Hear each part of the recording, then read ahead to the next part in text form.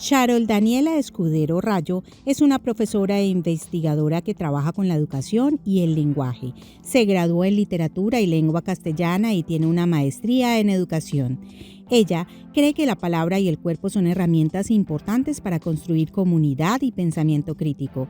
Charol también es actriz y bailarina y forma parte de un grupo llamado La Colectiva No Controles, donde reflexionan sobre la importancia de la cultura y la creación de espacios para el encuentro y la creatividad sin la lógica del consumo.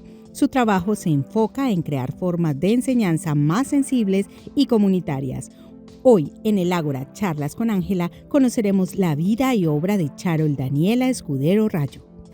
Muy buenas tardes, amigas y amigos. Bienvenidos a su programa del Ágora Charlas con Ángela. Hoy estamos con Charo Daniela Escudero. Charo es una joven muy inquieta que escribe, que le encanta la literatura y bueno, la tenemos aquí con nosotros. Bienvenida a nuestro programa, Charo. Hola, ¿qué tal, doctora? ¿Cómo está? Bueno, Charo, vamos a empezar hablando de tu infancia. ¿Dónde pasaste tú tus primeros años? Bueno, sí, pienso en mi infancia y mis primeros años en Cali, rodeada pues del amor de mis abuelas, de mi madre. eh, digamos que fue especialmente por Santa Mónica Popular. Esa era la casa de infancia, la casa de mi abuela. Y tengo muchos recuerdos en ella, ¿no? Desde que era una niña inquieta en sí, rescataba perritos de la calle, los llevaban de la abuela, perros que eran incluso más grandes que yo.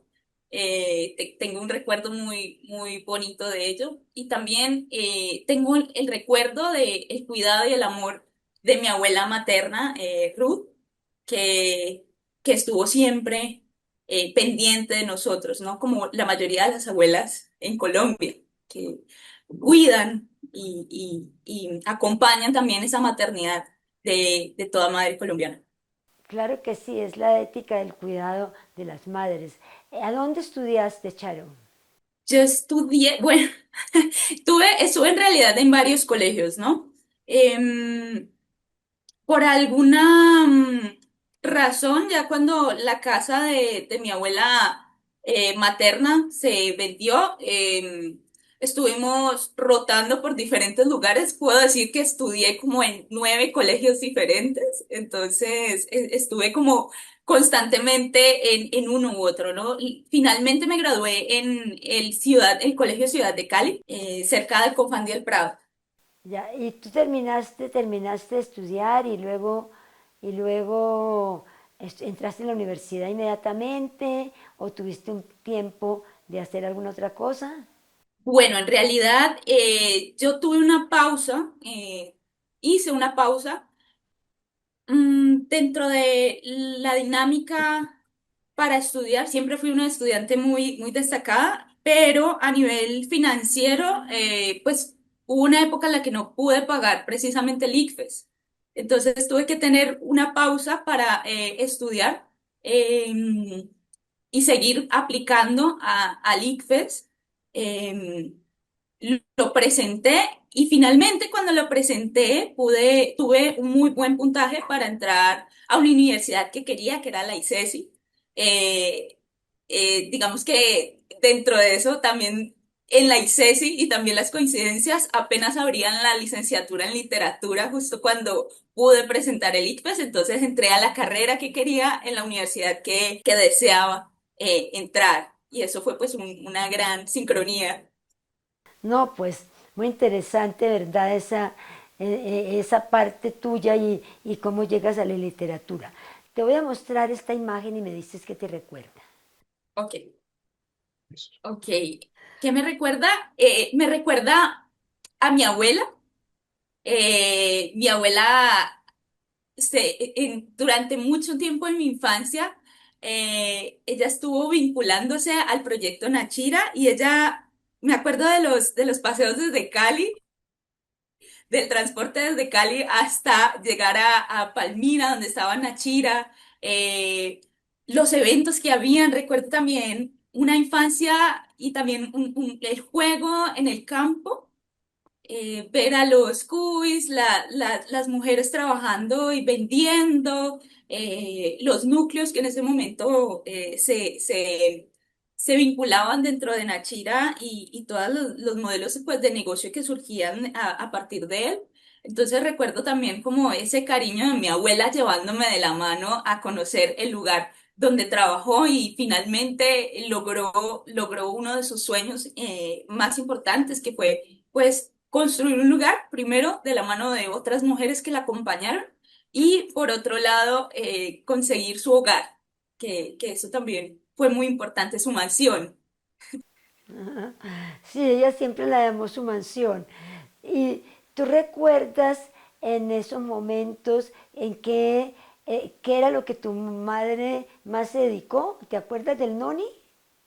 Sí, sí, de hecho, pues me acuerdo de muchas cosas, ¿no? Mi infancia y también mi adolescencia y creo que también mucha parte del periodo universitario era este ir y venir a la casa de la abuela, donde ella hacía varios productos, ¿no? Primero, mi abuela era una gran conocedora, una sabedora, estaba siempre ansiosa por conocer e involucrarse en cualquier taller que saliera dentro de Nachira, dentro de los proyectos que se daban en Palmira también, una andadora también de las ciudades. Entonces, me acuerdo que ella estaba dentro del núcleo de Noni y hacía galletas de Noni, hacían vino de Noni, ella era fan del vino de Noni, entonces recuerdo también ese sabor, que uno usualmente el Noni no le encuentra mucho sabor, pero esas galletas eran deliciosas.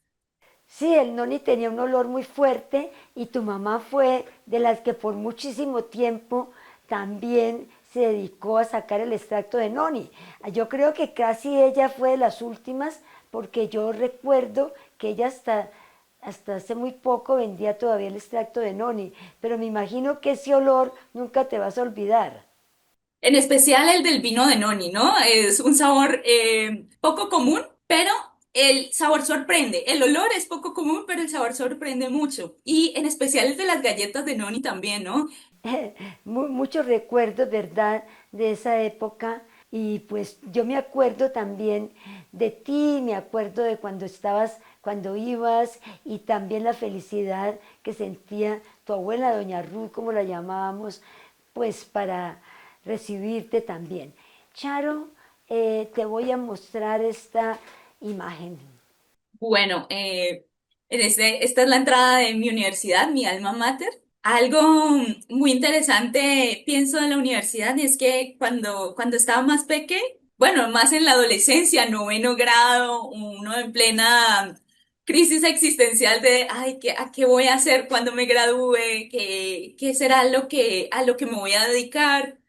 ¿Será que eso sí da para comer lo que quiero?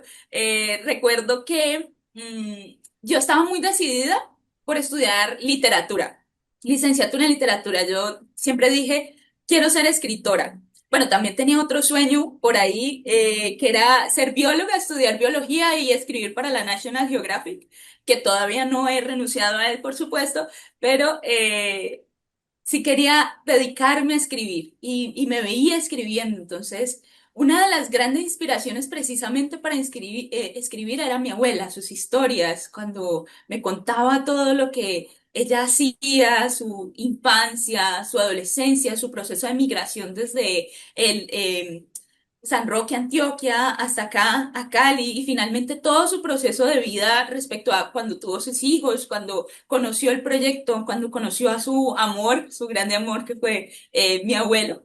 Eh, entonces, todo esto era como ese abono que estaba cultivando mi ser creativo y mi sueño de escribir, porque yo quería escribir sobre ellas, sobre las abuelas, sobre las mujeres que emigran, las mujeres en general y sus historias. Entonces, en parte, este sueño también era motivado por todo lo que había ocurrido en mi infancia, por las vivencias en el campo, por cómo era el campo y la vida en él. Em, entonces, cuando logré entrar a la universidad, yo decía que era como si yo si esta entrada fuera un castillo, ¿no? Encima Isasi tiene una torre, una gran torre, entonces yo me sentía no como una princesa que estaba, que necesitaba ser rescatada del castillo, sino como un héroe que va y conquista otros territorios. Entonces, esto era como mi inspiración y lo que pensaba cuando quería entrar a la universidad. Cuéntanos cómo te sientes tú de ser profe después, digamos, de haber empezado y haber sido un proceso tan, digo yo, un poco duro para ti y ahora eres profe. ¿Cómo te sientes en tu profesión? A mí me hace muy feliz. De hecho, me siento muy satisfecha. Actualmente ser profe creo que ha sido una de las mejores decisiones que he tomado. He podido hacer lo que me gusta, dedicarle a lo que me gusta, dedicarme a escuchar las historias de mis estudiantes. Algo que me motiva como profe es precisamente poner a mis estudiantes a escribir, escribir sobre ellos, sobre sus historias y ver el progreso de cómo entran, porque he tenido estudiantes tanto de primer semestre como de segundo, en especial los de primer semestre, cómo entran y cómo van creciendo a nivel de sus historias, qué tienen por contar, qué tienen por vivir. Y acompañar esos procesos siempre ha sido muy gratificante. Bueno, y ahora tú estás también en un proceso de escribir. Cuéntanos en qué va eso, en qué vas tus publicaciones o en qué estás. Bueno, actualmente tengo, participo en diferentes proyectos de investigación dentro de la universidad, entonces he tenido escritura de artículos académicos. Actualmente, especialmente, son artículos académicos relacionados con la inteligencia artificial, la construcción de videojuegos serios. Uno de los campos que más me gusta es precisamente la gamificación y los juegos serios. Entonces, he podido participar en diferentes proyectos que se orientan a la educación. Y también, por mi lado más emocional, he participado en diferentes proyectos de construcción conjunta sobre escritura. Entonces, he tenido la facilidad de trabajar con el colectivo, la colectiva No Controles, en el cual construimos un poemario que hablaba sobre precisamente cómo había atravesado las dinámicas patriarcales nuestras infancias y cómo podríamos hablar de ellos desde la poesía, desde nuestra mirada femenina también. Y también he participado en dos convocatorias de cuento. Publiqué un cuento que se llama Las manchas y el fuego en ITA, en la editorial ITA, y otro cuento que se llama Sepulcro, que es un poco más oscuro, un poco más de terror y es un relato fantástico que construí también y fue publicado en esta convocatoria. Bueno, es verdad que ese caminar tuyo hacia la literatura ha sido tan interesante y sobre todo porque sí te conocí de niña, te conocí en Nachira, una niña muy inquieta, tu abuela te adoraba verdaderamente y creo que hasta estuviste un tiempo en que vivías allá, ¿cierto? Sí, así es. Pues en parte en la casa de mi abuela siempre era el lugar donde iba a escribir, a escuchar, a conectar con esa creatividad que muchas veces, pues la academia y el estrés de la ciudad no se posibilita tan fácilmente. Entonces, donde mi abuela iba y escribía. Charo, te voy a mostrar este videíto y me comentas. Bueno, este es un recuerdo en el jardín de mi abuela.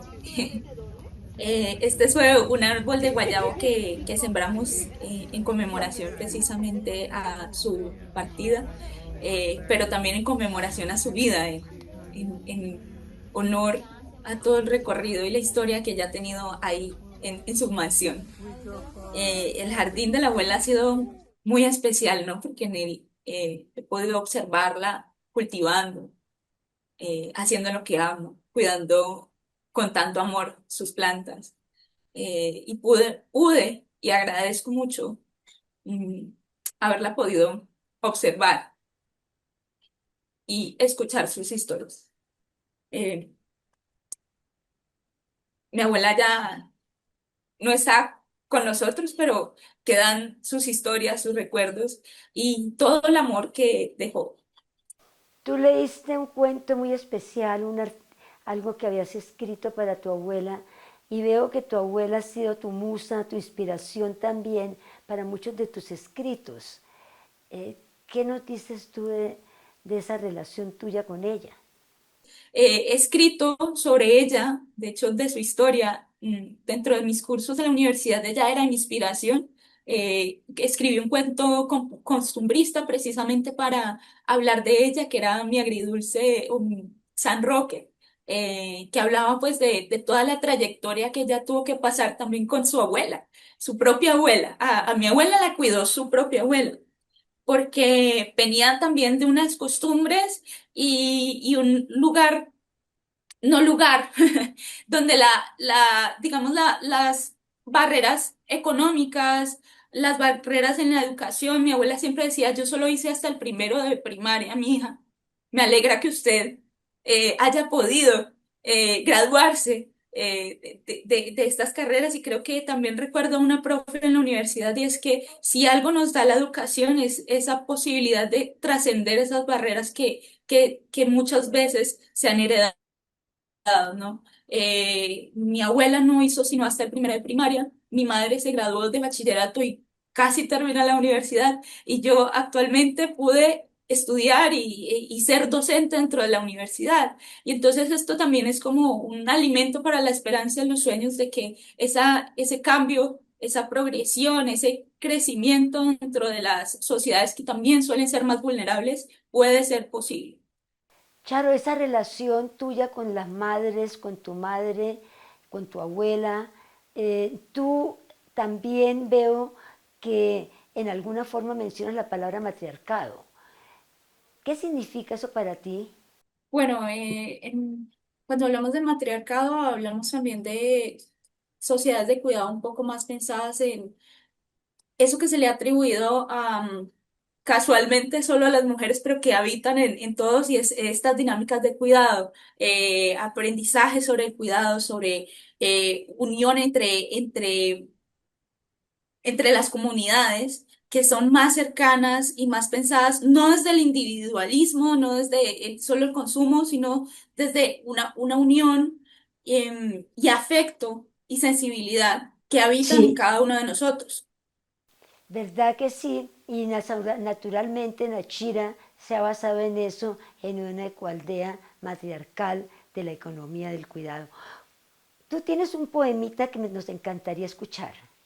Ok, sí, es un poema que le escribí a mi abuela, precisamente como estaba de despedida y fue esa mejor amiga. El amor se ve de muchas maneras.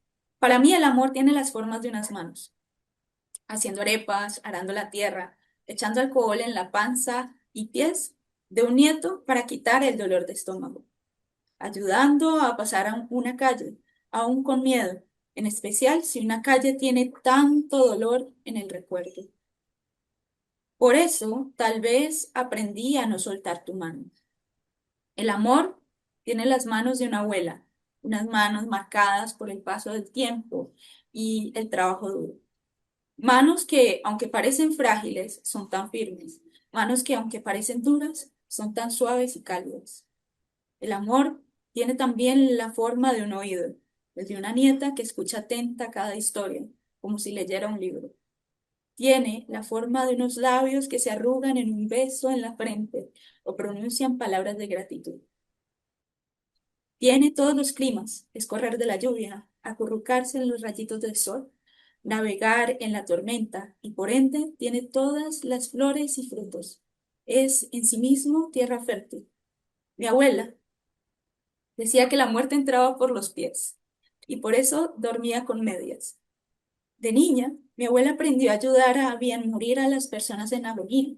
Los tomaba de las manos hasta que con calma daban un último aliento.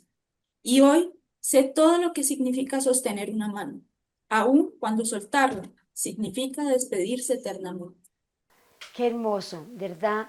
Que me llegó al corazón, porque allí veo yo a Doña Ruth. Allí veo a tu abuela en Nachira, con sus manos arando, con sus manos dándole la mano a todas para ayudar. Figúrate, doña Ruth era parte de nuestra junta directiva y nos ha dejado un hueco, sí, un hueco, pero también nos ha dado muchas enseñanzas. Charo, bueno, verdad que te deseamos muchísima, muchísima suerte, porque sé que seguramente vas a llegar muy lejos porque lo tienes en ti, lo has aprendido. Y estamos pendientes de tus libros, Charo, de tus cuentos. Sí, de tus cuentos publicados. Y pues un gran aporte seguramente a la literatura y a la literatura colombiana. Muchísimas gracias, Charo, por habernos acompañado en este programa. Gracias, doctora, muchas gracias y gracias también por que este espacio fuera en honor y en homenaje a mi abuela y su vida. Sí, Charo, la recordamos muchísimo a doña Ruth. La recordamos, yo la veo utilizando la cocina solar, cocinando en esa parabólica que nadie quería tocar. La veo arando, la veo con el noni, la veo recogiendo el noni. La veo en sus aportes a nuestra junta ahora recientemente, en la junta directiva. Sí, verdad que la recordamos mucho y sé que va a vivir en tus poemas, así como lo estás haciendo ahora, y en tus libros también. Y bueno, buena suerte a ti, muchísima suerte, y que no se nos olvides en la Chira, Charo. Allá estaré también yendo. Gracias, Charo. Bueno, un abrazote. Que estés muy bien. Un abrazo. Gracias.